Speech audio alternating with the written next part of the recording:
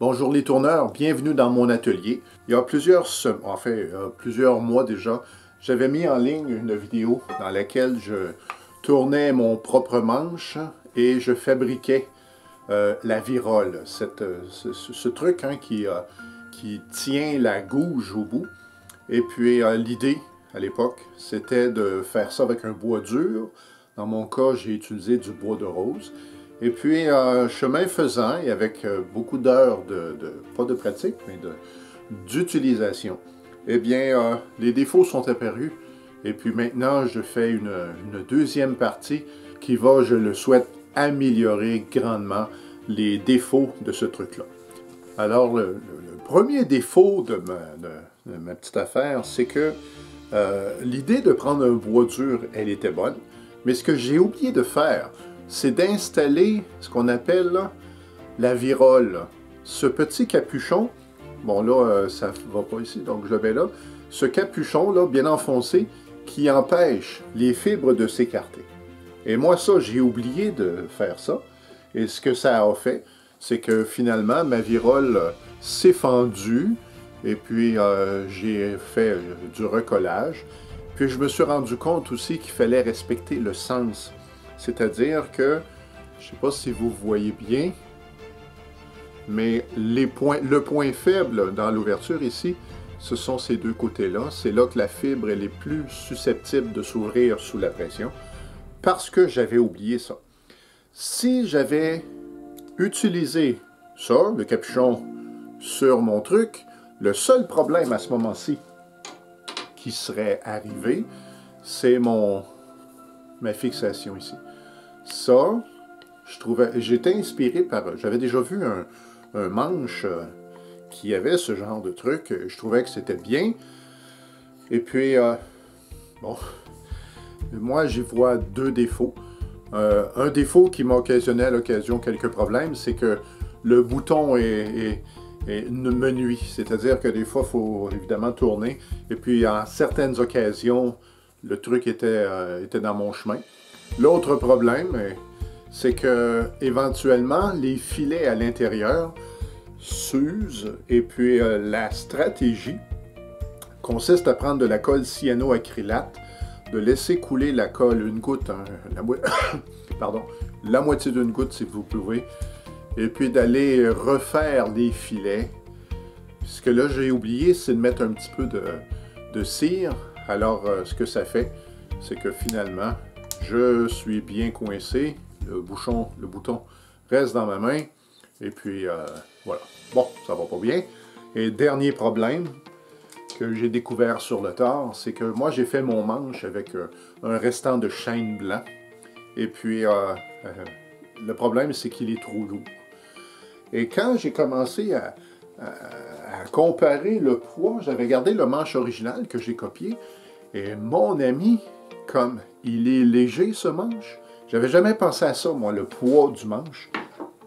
J'ai fait des petites recherches, et les bois les plus utilisés pour fabriquer les manches sont le frêne, l'érable, le hêtre. Ce sont les trois essences qui reviennent le plus. Et donc, dans mes réflexions, je me proposais de refaire des viroles avec le capuchon et tout. Et puis finalement, je me suis procuré une barre d'aluminium qui a au diamètre 25 mm. Et je le fais, vu que j'ai une bonne pièce, je vais l'essayer. Je ne tournerai pas. Je vais me tailler un manche et puis je vous montre le processus chemin faisant. Si jamais je ne suis pas satisfait de mon manche en aluminium, eh bien, j'aurai toujours le loisir de refaire une virole dans l'aluminium et puis on pourra refaire un manche en bois et sans problème.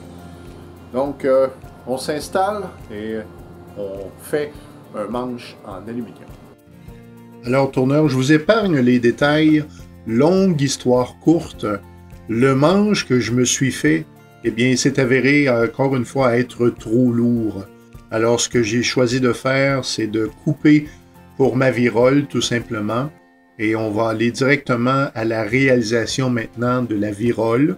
Le projet manche d'aluminium, il est cancellé. Voici donc la virole. Et puis pendant que j'essayais de couper ça, l'idée m'est venue de faire un assemblage comme ça. Le manche, je l'aime déjà, il est déjà léger.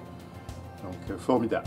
On a une ouverture de 1/2 pouce, ça c'est 12 ou 13 mm. Et on va aller jusque là.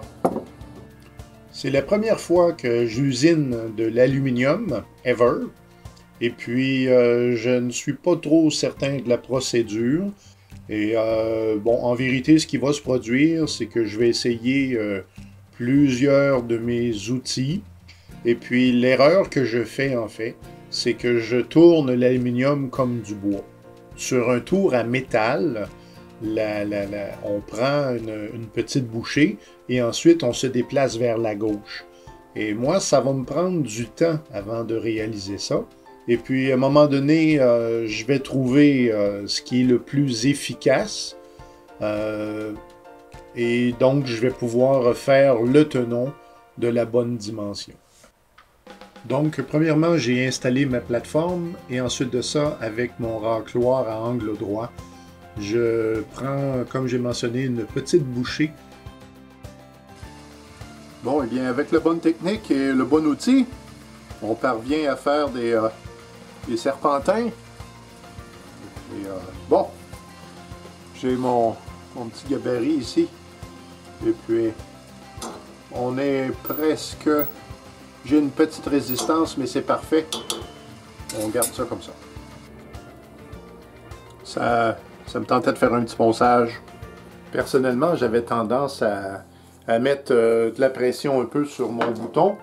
Et puis voilà, le nouveau système va être ceci, accompagné de cela. Donc pour ce qui est de la grosseur, on est en métrique, en impérial, on est 3/8 et ce sont des vis pression.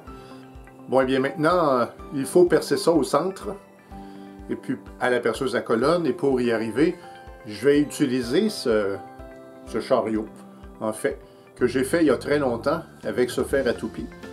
Et très pratique, c'est un sans faute. On s'installe et on y va. Bon, alors c'est tout simple.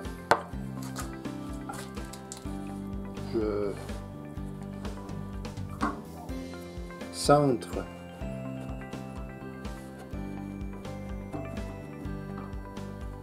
Voilà.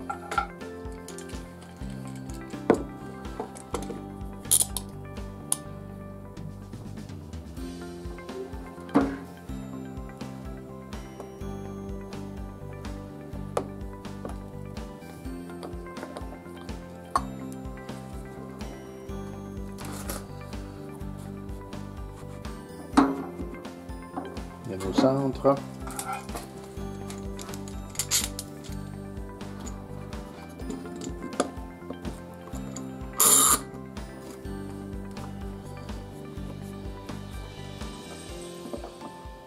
Et donc,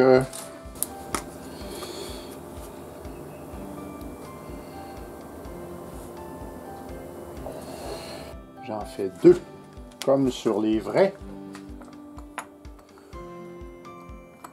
Je veux pas que ça tourne durant l'opération. Et ça tournera pas. Voilà. Bon, ben on y va.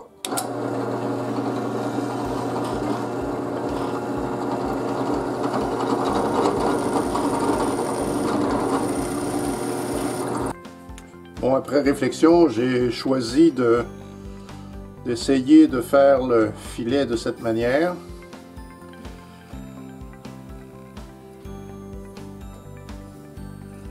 De toute façon, il va faire son chemin.